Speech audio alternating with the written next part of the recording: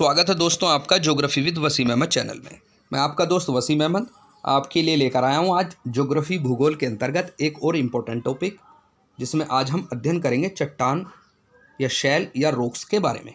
चट्टानें क्या होती हैं, इनके बारे में हम अध्ययन करेंगे। वह कितने प्रकार की होती हैं और उनके उदाहरण और उनकी विशेषताओं का अध्ययन इस वीडियो में हम करने जा रहे हैं। यह TGT, PGT, LT, grade first, second, DSSB और अदर ज्योग्राफी से रिलेटेड कंपटीशन के लिए बहुत इंपॉर्टेंट है। आप वीडियो को पूरा देखें और इसके नोट्स भी बनाते रहें, स्क्रीनशॉट कर लेकर आप समझ सकते हैं। तो सबसे पहले हम पढ़ेंगे चट्टान कहते किसे। तो जो हमारा भूपटल है जिस पर हम निवास करते हैं, उस पर पाए जाने वाले समस्त पदार्थ जो धातुएं नहीं हैं, जो धातु नहीं हो, चाहे वह मुलायम हो चीका मिट्टी के समान या कठोर हो, चट्टान कहलाती है। यह आपको ध्यान रखना है। साधारण भाषा में हम किसी सामान्य व्यक्ति से पूछें भाई चट्टान किसको कहते हैं, तो वह यही बताएगा कि कठोर जो चीज़ होगी उसे ही चट्टान कहते हैं। मगर ऐसा नहीं है। चट्टान मुलायम भी हो सकती है और चट्टान कठोर भी हो सकती है। दोनों ही रूप चट्टानों के आपको ध्यान रखना है। आगे देखते हैं हम। इन चट्टानों का जो निर्माण है खनिजों से मिलकर होता है, ये आपको ध्यान रखना है। और चट्टानों के बारे में अध्ययन करने वाला जो विज्ञान है उसको हम पेट्रोलॉजी कहते हैं। याद रखना, हम खनिजों का जो अध्ययन करने वाला विषय है या विज्ञान है उसको पेट्रोलॉजी कहते हैं। आगे देखते हैं हम। चट्टानों के प्रकार। चट्टान निर्माण के आधार पर चट्टानें तीन प्रकार की होती हैं, आपको ध्यान रखना है। तीन के नाम मैं यहीं बता देता हूँ आपको। पहली है आपकी आग्नेय चट्टान, दूसरी अवसादी चट्टान और तीसरी है रूपांतरित चट्टान। तो हम पहले करने जा रहे हैं पहले का अध्ययन करेंगे हम आग्नेय चट्टान। आग्नेय चट्टान जैसे कि नाम से ही पता चल रहा है, आग्नेय चट्टान आग से बनी। कौन सी आग से? जो पृथ्वी के अंदर जो ज्वालामुखी क्रिया निर्मित हुई और वह ज्वालामुखी क्रिया से जो निर्माण से जो चट्टान बनी उससे ही आग्नेय चट्टान कहते हैं। इसको देखते हैं हम। इसका जो निर्माण होता है वो मैग्मा, जो पृथ्वी के अंदर जो तरल पदार्थ होता है ज्वालामुखी क्रिया के समय, उसको मैग्मा कहते हैं। तो ठंडा होने से वो बनती है, ये आपको रखना। यह चट्टान किससे बनती है? जब पृथ्वी का जो मैग्मा ठंडा होकर जम जाता है उससे आग्नेय चट्टान बनती है। आग ठंडी हो जाती है। इसकी कुछ विशेषता है। यह चट्टान प्राथमिक चट्टान कहलाती है। सबसे पहले इसी चट्टान का निर्माण होता है, याद रखना, इसको प्राथमिक चट्टान कहते हैं। पृथ्वी की उत्पत्ति के पश्चात सर्वप्रथम इसी का निर्माण हुआ था, इसलिए इसे प्राथमिक चट्टान कहते हैं।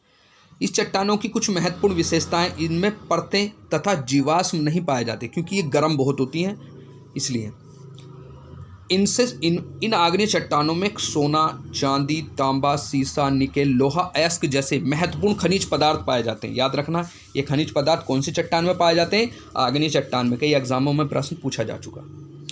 स्थिति और संरचना के आधार पर आग्नेय चट्टानों के दो प्रकार हैं, याद रखना। आग्नेय चट्टान भी दो प्रकार की होती हैं। नंबर एक होती है आपकी अंतर्जात आग्नेय चट्टान, जिसे अंतर्निर्मित आग्नेय चट्टान भी कहते हैं। और दूसरी चट्टान आपकी होती है बहिर आग्नेय चट्टान, जो पृथ्वी के बाहर बनती है। एक पृथ्वी के अंदर बनती है जो मैग्मे से बन जाती है अंदर, और जब बाहर लावा आकर फैल जाता है, बाहर फैलता है तो उसको लावा बोलते हैं।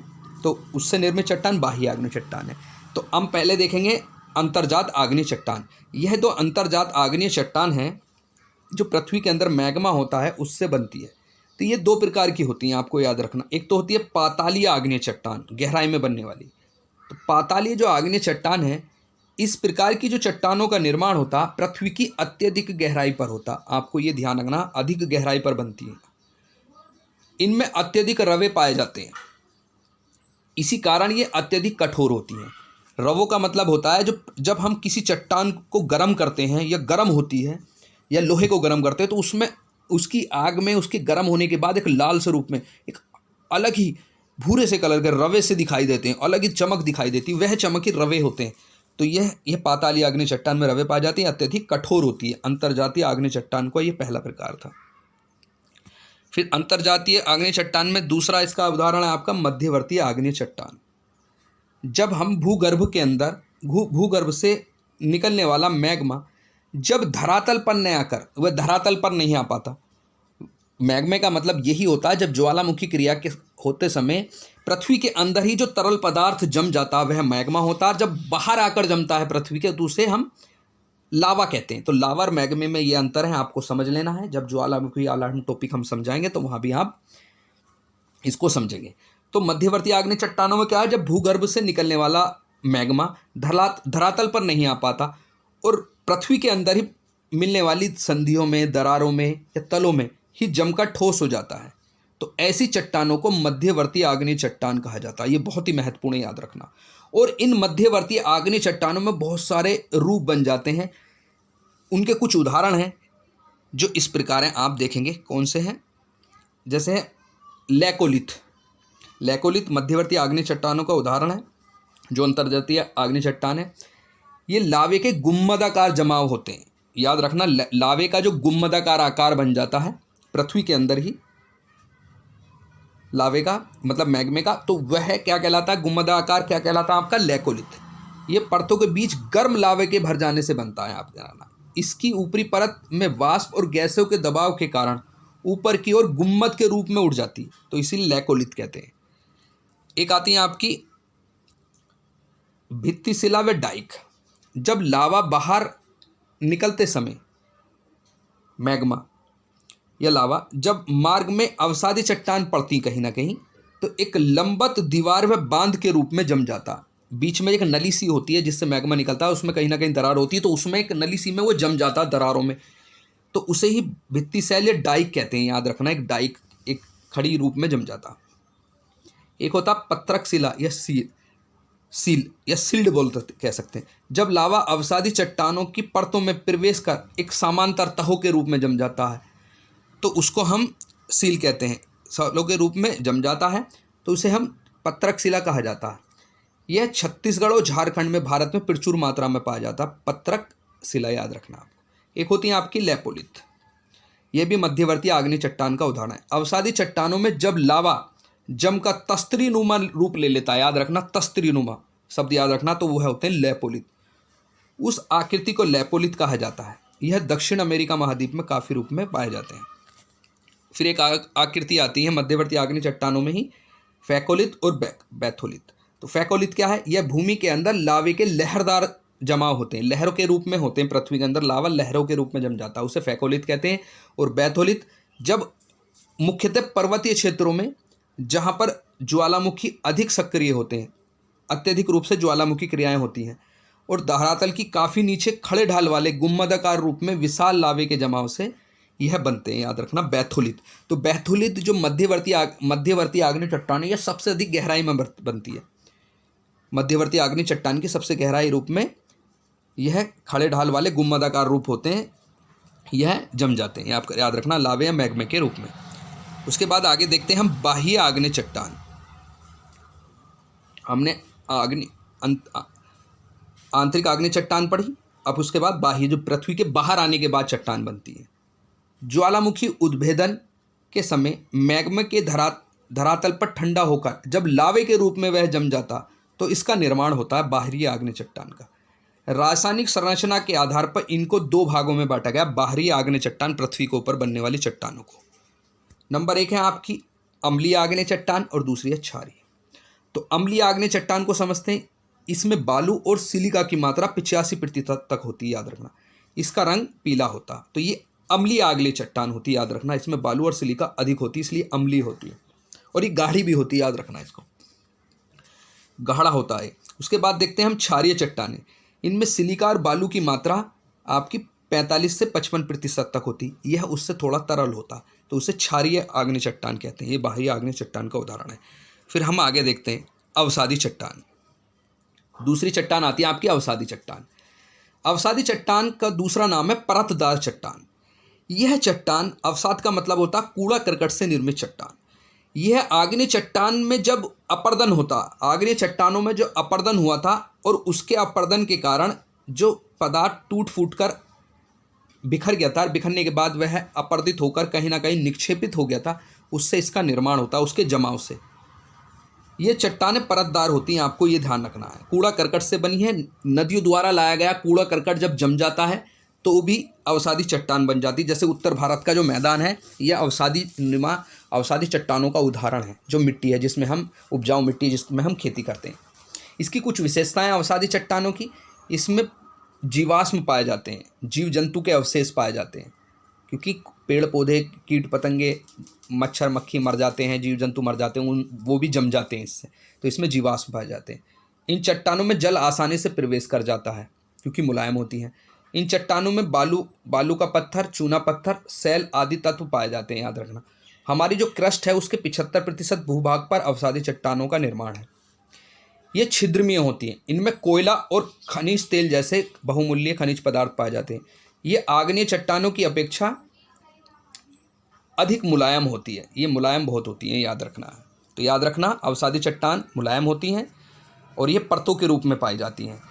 हमारा जो हिमालय पर्वत है यह अवसादी चट्टानों का ही उदाहरण है, क्योंकि जब तैतीस सागर था, उस तैतीस सागर के अंदर ही ये तैतीस सागर था, और तैतीस सागर के अंदर ही जब नदियाँ अपना जल गिरती थी तो कूड़ा करकट लाकर यहाँ जमा देती थी, तो ये भरता चला गया। इससे जब इसमें प्लेट विवर्तनिक क्रिया हुई और भरने के कारण ज्वालामुखी पर्वत